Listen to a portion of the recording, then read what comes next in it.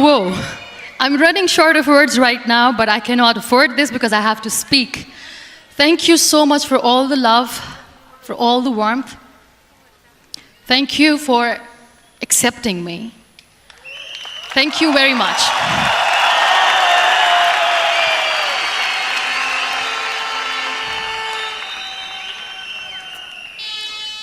Well, I always start my talk with a disclaimer. And that disclaimer is that I've never claimed to be a motivational speaker. Yes, I do speak, but I feel more like a storyteller because wherever I go, I share a story with everyone. Well, it is a story of a woman whose perfectly imperfect life made her who and what she is today. It's the story of a woman who, in pursuit of her dreams and aspirations, made other people realize that if you think that your life is hard and you're giving up on that because you think your life is unfair, think again. Because when you think that way, you are being unfair to your own self. It's the story of a woman who made people realize that sometimes problems are not too big. We are too small because we cannot handle them.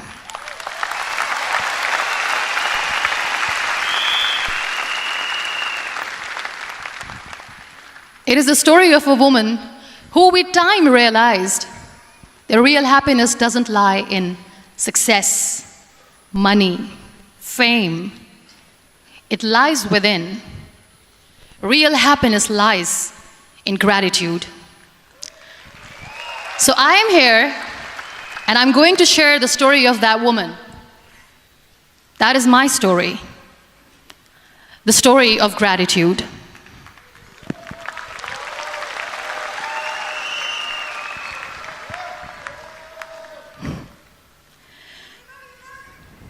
I love you too. I love you all. I believe in the power of words. Many people speak before they think. But I know the value of words. The words can make you, break you, they can heal your soul, they can damage you forever. So I always try to use the positive words in my life wherever I go. They call it adversity, I call it opportunity. They call it weakness, I call it strength. They call me disabled, I call myself differently abled. They see my disability. They see my disability, I see my ability. There are some incidents that happen in your life, and those incidents are so strong that they change your DNA. Those incidents or accidents are so strong that they break you physically. They deform your body, but they transform your soul.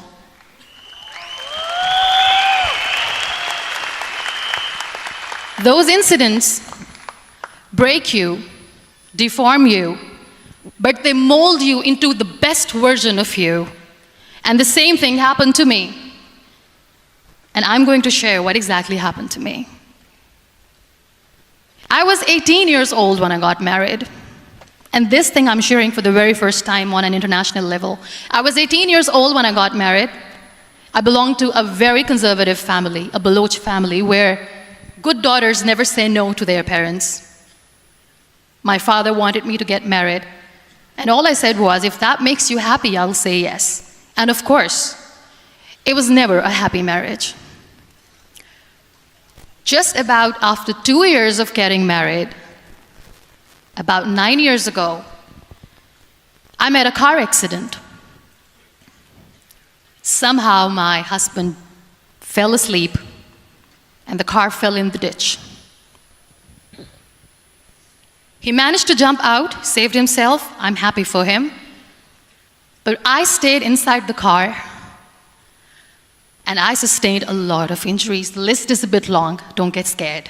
I'm perfectly fine now. Radius ulna of my right arm were fractured. The wrist was fractured. Shoulder bone and collarbone were fractured.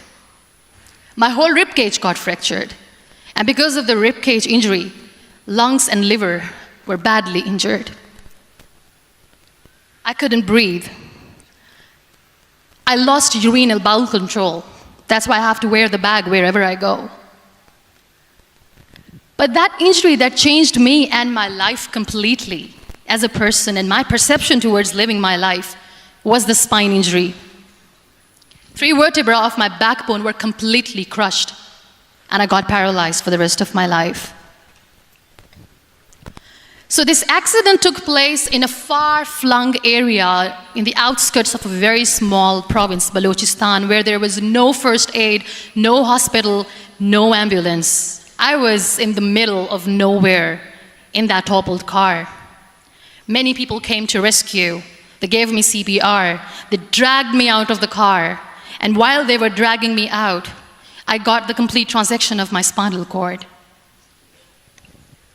And now there was this debate going on. Should we keep it here? She's going to die. Where should we go? There is no ambulance. There was this 4-wheeler Jeep standing in the corner of the street. They said, put her in the back of the Jeep and take her to the hospital, which is 3 hours away from this place.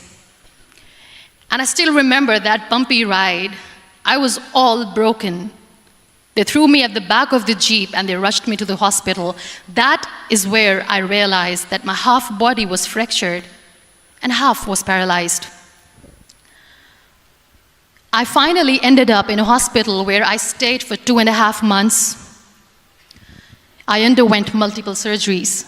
Doctors have put a lot of titanium in my arm. There's a lot of titanium at my back to fix my back. That's why people in Pakistan call me the Iron Lady of Pakistan.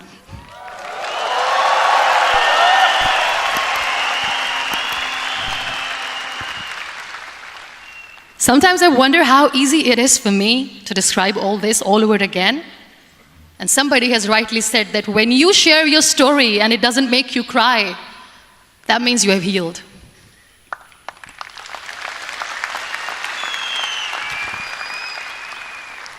Those 2.5 months in the hospital were dreadful.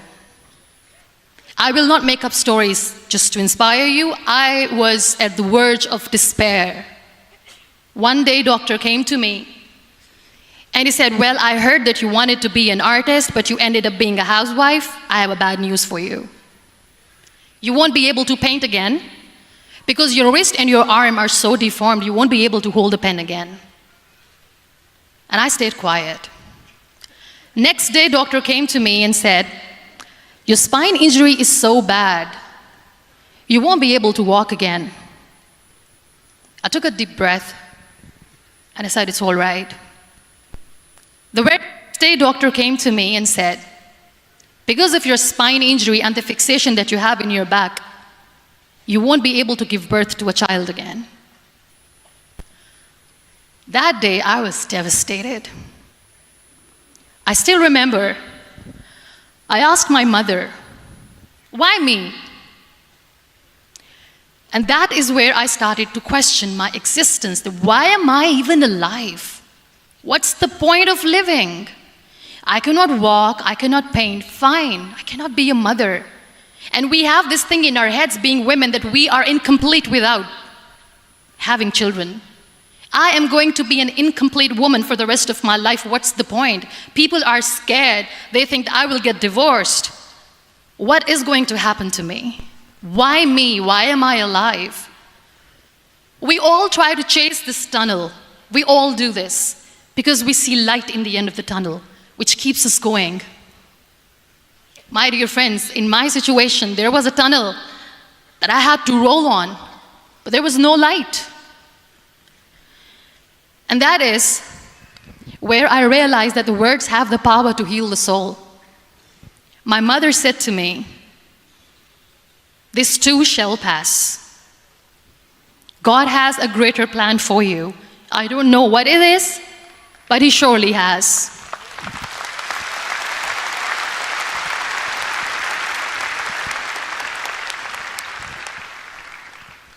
And in all that distress and grief, somehow or the other, those words were so magical that they kept me going. I was trying to put that smile on my face all the time, was hiding. It was so hard to hide the pain, which was there. But all I knew was that if I will give up, my mother and my brothers will give up too. I cannot see them crying with me.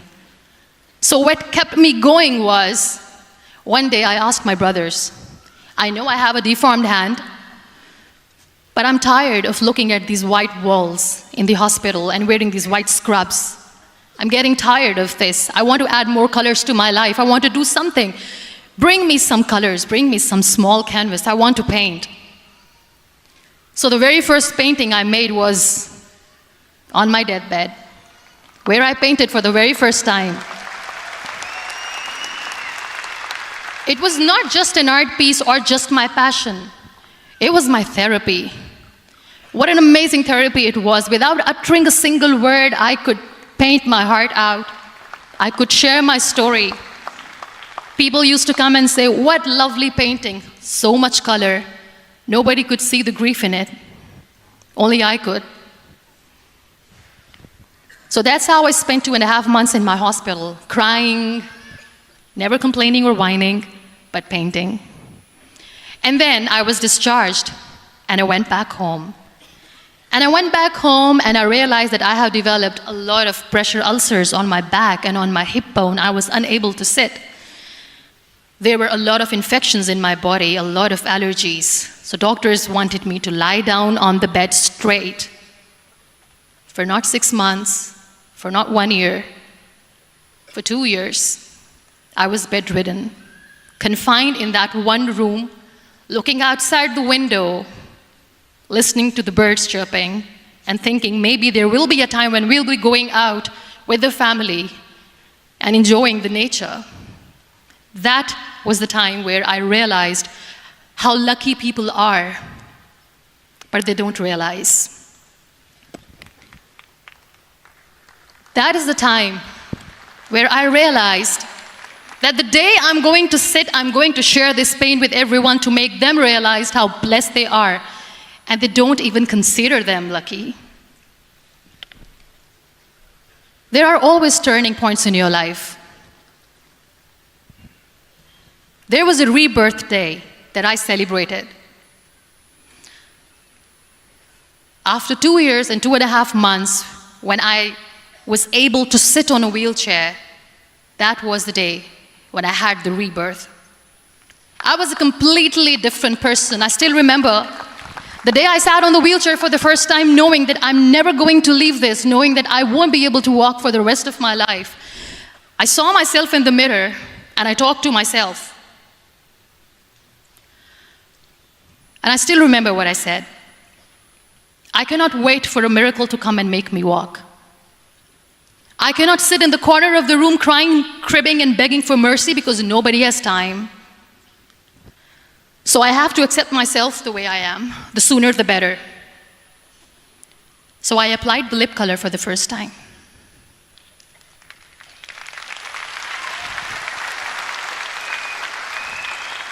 And I erased it. And I cried. And I said, what am I doing? A person on a wheelchair should not do this. What will people say? Clean it up. I put it again. This time I put it for myself. Because I wanted to feel perfect from within.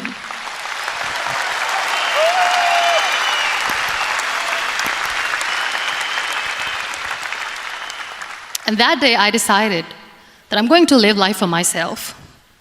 I am not going to be that perfect person for someone. I am just going to take this moment and I will make it perfect for myself. And you know how it all began? That day I decided that I'm going to fight my fears. We all have fears. Fear of unknown, fear of known, fear of losing people, fear of losing health, money. We want to excel in career, we want to become famous, we want to get money. We are scared all the time. So I wrote down one by one all those fears, and I decided that I'm going to overcome these fears one at a time. You know what was my biggest fear? Divorce. I couldn't stand this word. I was trying to cling on to this person who didn't want me anymore, but I said no. I have to make it work. But the day I decided that this is nothing but my fear, I liberated myself by setting him free. And I made myself emotionally so strong that the day I got the news that he's getting married, I sent him a text that I'm so happy for you and I wish you all the best. And he knows that I pray for him today.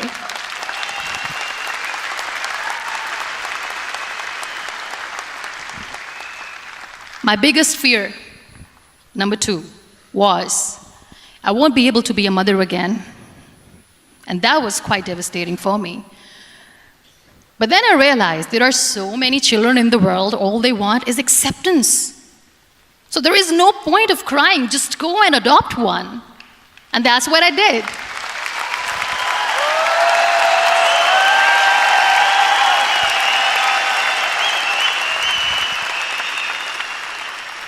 I gave my name in different organizations, different orphanages. I didn't mention that I'm on a wheelchair, dying to have a child. So I just told them that this is MUNIBA MAZARI and she wants to adopt a boy or girl, whatsoever, but I want to adopt a kid. And I waited patiently. 2 years later, I got this call from a very small city in Pakistan. I got a call and they said, are you MUNIBA MAZARI? There is a baby boy and would you like to adopt? And when I say yes, I could literally feel the labor pain. I said, yes, yes, I am going to adopt him. I am coming to take him home.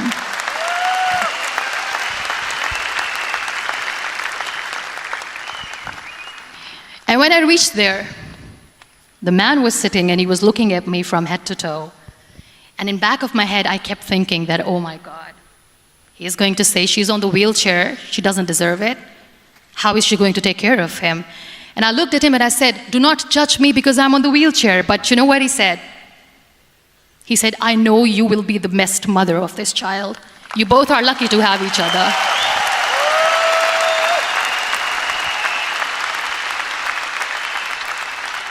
And that day, that was 2 days old, and today he's 6.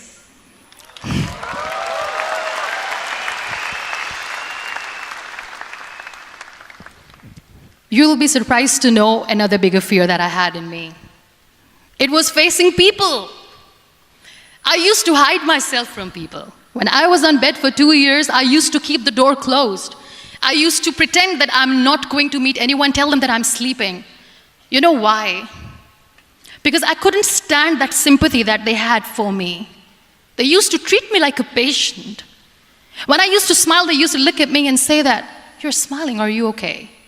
I was tired of this question being asked, are you sick? Well, a lady yesterday at the airport asked me, are you sick? And I said, well, besides the spinal cord injury, I'm fine, I guess.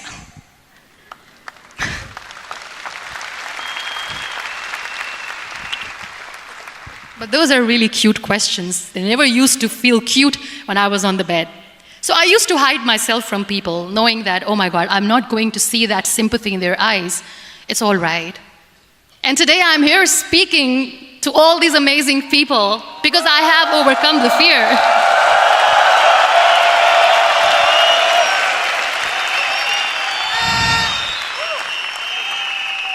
You know, when you end up being on the wheelchair, what's the most painful thing? That's another fear that people on the wheelchair or the people who are differently abled have in their hearts, but they never share. I'll share that with you. The lack of acceptance. People think that they will not be accepted by the people because we, in the world of perfect people, are imperfects. So I decided that instead of starting an NGO for disability awareness, which I know will not help anyone, I started to appear more in public. I started to paint. I always wanted to. I have done a lot of exhibitions. I'm Pakistan's first wheelchair-bound artist. I have done a lot of modeling campaigns, different campaigns for brands like Tony and Guy.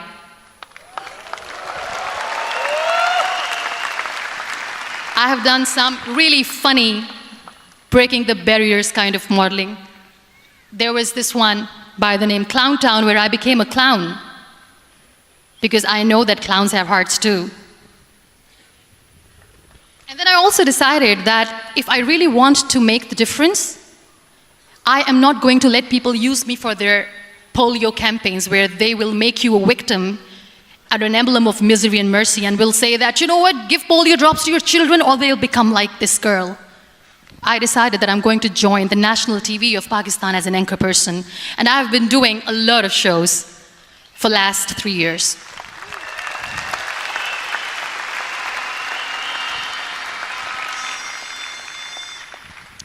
So when you accept yourself the way you are, the world recognizes you. It all starts from within. Thank you. I became the National Goodwill Ambassador for UN Women Pakistan, and now I speak for the rights of women, children. We talk about inclusion, diversity, gender equality, which is a must. I was featured in BBC 100 Women for 2015. I'm one of the Forbes 30 under 30 for 2016. And it all didn't happen alone. You all are thriving in your careers. You have bigger dreams and aspirations in life. Always remember one thing. On the road to success, there is always we, not me. Do not think that you alone can achieve things. No. There is always another person who is standing behind you, maybe not coming on the forefront, but behind you, praying for you and supporting you. Never lose that person. Never.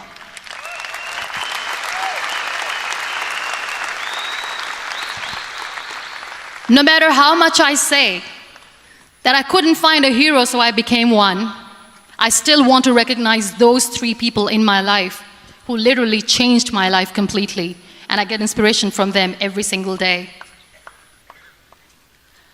Waleed Khan. Many people know about the terrorist attacks in Pakistan. We have lost many people. And I'm sharing this with a very heavy heart because we actually have lost a lot of people in this huge turmoil of terrorism. These people are barbarians. They do not see people. They're even worse than animals. They have killed people in mosques. They have killed people in churches, temples, even in schools. There was this terrorist attack in Army Public School, Peshawar, where these terrorists entered in an examination hall and they killed our children. And in that attack, that day, this beautiful boy, Waleed Khan, who was my hero, my real life hero, was the proctor who was taking care of the students, was keeping an eye on the students.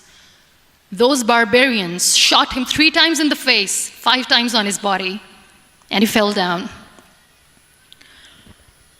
I was asked to give a talk in the school after a week of that terrorist attack. With a very heavy heart, I went there and I spoke. We sang a few national songs. I thought that maybe I've done my part, but deep inside, it was killing me. I could see children injured. I could see children sitting on the wheelchairs, looking at me, wondering, what next?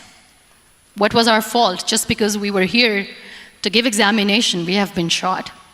So many people, so many children lost their friends. Their classrooms were empty. The next day they went to the classroom. So this kid, Waleed Khan, I was asked that he is in a hospital right now, and you have to go and see him and motivate him and tell him that it's going to be okay. And when I saw Waleed Khan coming on the wheelchair for the first time in front of me, face was all deformed. His leg was fractured, his arm was fractured. He couldn't talk, he lost his teeth. He cannot sneeze, he cannot smell. He cannot eat. And I kept thinking, what should I say? That everything is going to be all right? No, nothing is all right. And while I was juggling with the words, what to say, what not to say, this beautiful child, Waleed Khan, came to me and he said, "Are you MUNIBA MAZARI?" I said, "Yes." He said, "Baji, let's take a selfie."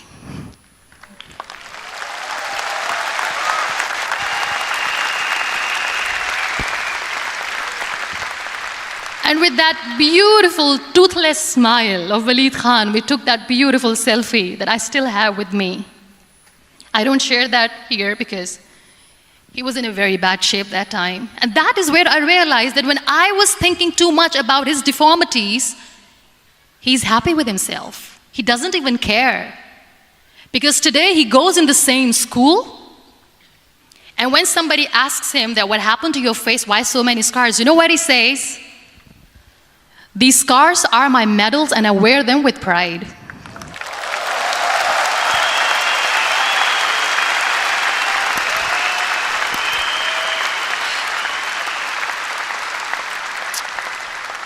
And how beautifully he says the terrorists wanted me not to study. I am going to study. I will become a doctor one day. And this is my way of taking revenge from those terrorists. Another real-life hero, of course, my son. His name is Nile, N-I-L-E, River Nile. I learned so much from this kid. The first and foremost thing is patience. How to be patient when you know that your mother cannot walk, when you know that your mother is different from the other women, when you know that your mother cannot go out and play with you, how to stay calm. He loves football. And when we got the very first football, he was 4 years old. He was super excited. I still remember he came in the room and he said, "Mom, let's play football." And he kept the ball in my feet. And he said, "Let's kick it." And that day I felt disabled. I said, "I cannot kick the ball." And I was down with the same face. He looked at me and he said, "Well, that's all right. Your legs are not working, but your hands do. Let's play catch the ball."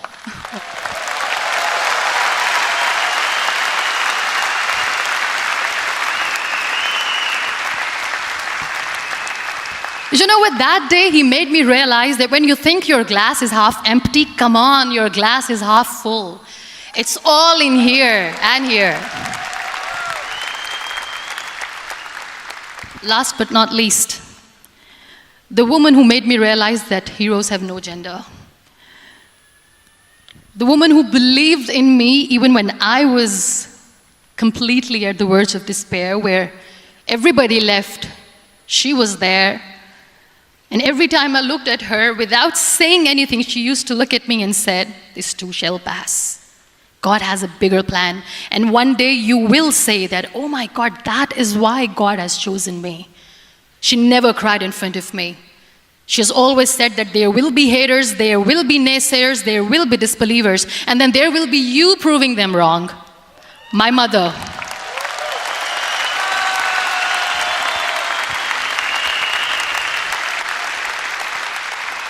Whatever I am today, I'm nothing without her. I'm nothing without her. Thank you, Mama. I wish you were here. Thank you for making me who I am today.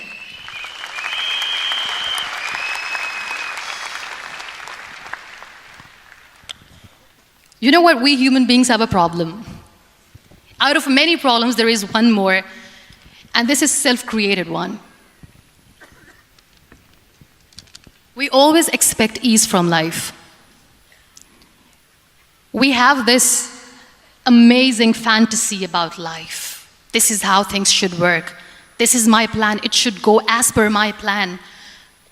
If that doesn't happen, we give up. So my dear friends, let me tell you one thing.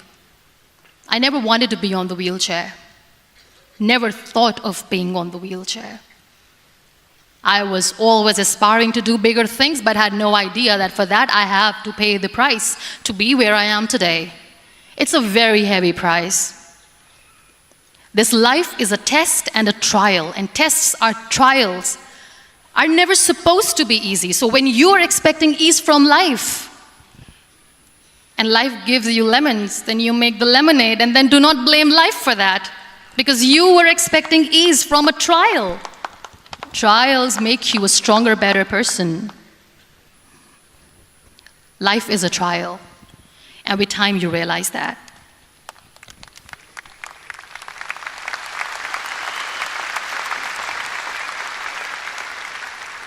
It is okay to be scared.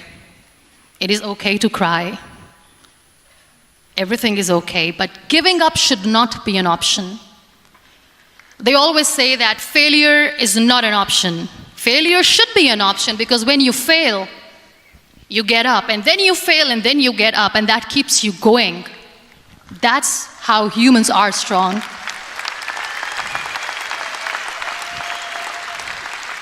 Failure is an option, should be an option, but giving up is not. Never. We have this thing in minds. We call it perfection. We want everything perfect.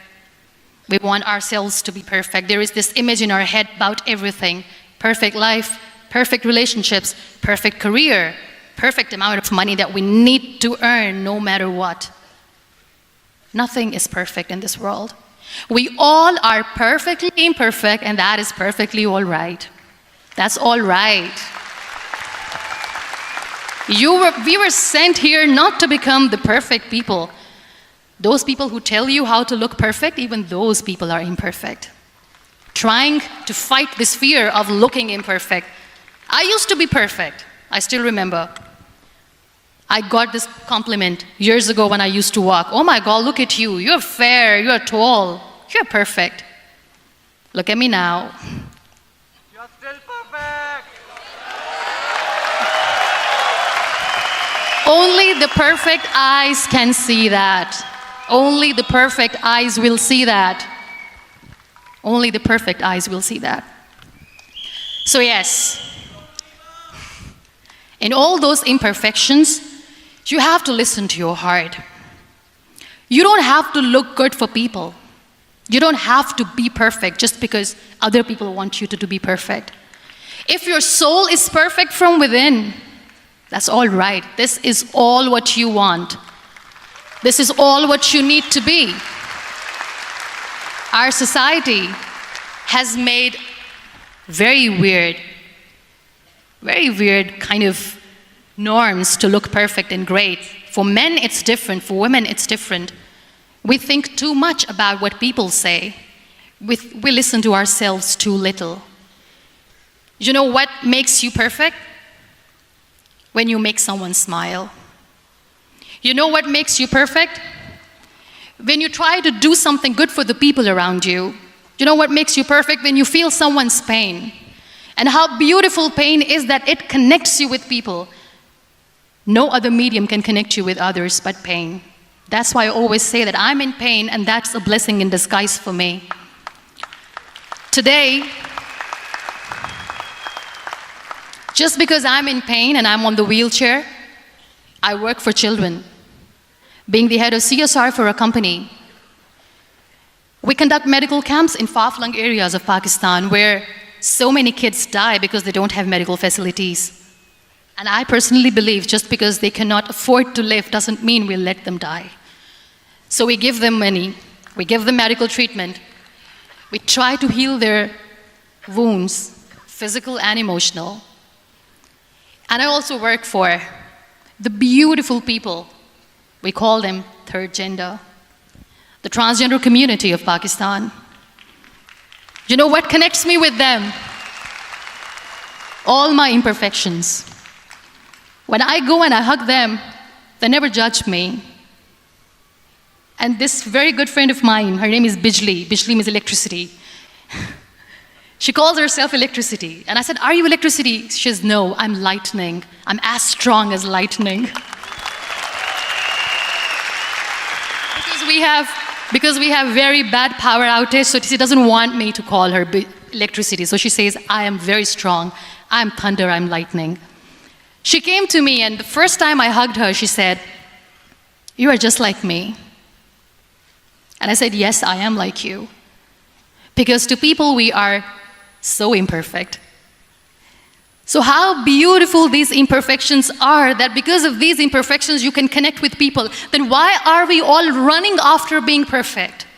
What's the point?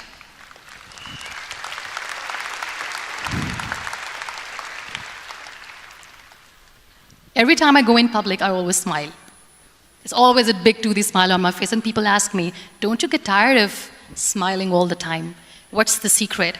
I always say one thing, that I have stopped worrying about the things that I have lost, the people that I have lost. Things and people who were meant to be with me are with me. And sometimes, somebody's absence makes you a better person. Cherish their absence. It's always a blessing in disguise. I always say that people are so lucky they don't even realize. You must be thinking, okay, you're lucky in what sense? Well, the breath that you just took was a blessing. Embrace it.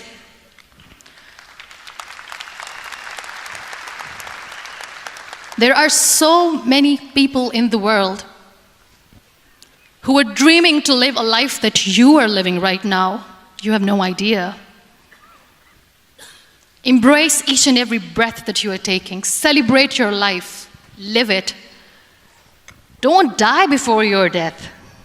We all die.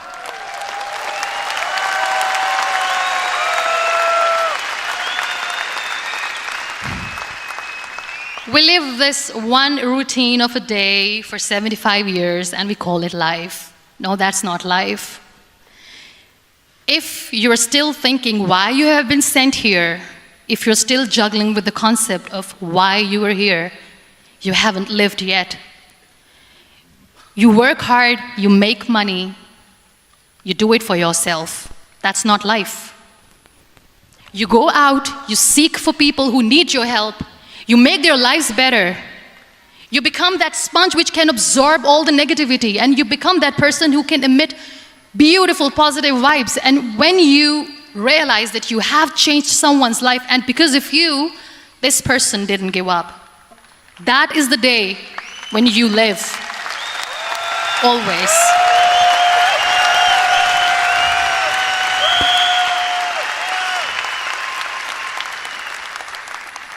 We were talking about gratitude, why I smile all the time. I cry all night when nobody sees me, because I'm a human and I have to keep the balance. And I smile all day because I know that if I will smile, I can make people smile. That keeps me going.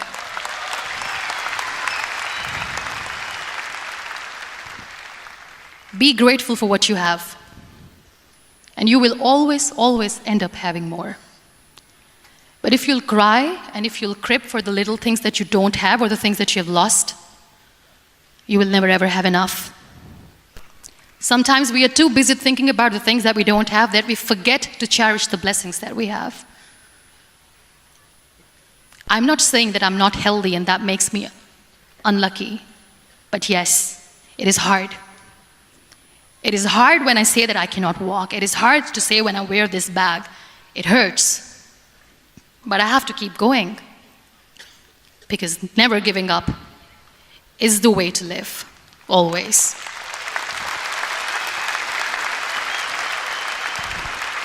So I'll end my talk on a very short note. Live your life fully. Accept yourself the way you are. Be kind to yourself. Be kind to yourself. I'll repeat, be kind to yourself, and only then you can be kind to others. Love yourself and spread that love. Life will be hard. There will be turmoils, there will be trials, but that will only make you stronger. Never give up.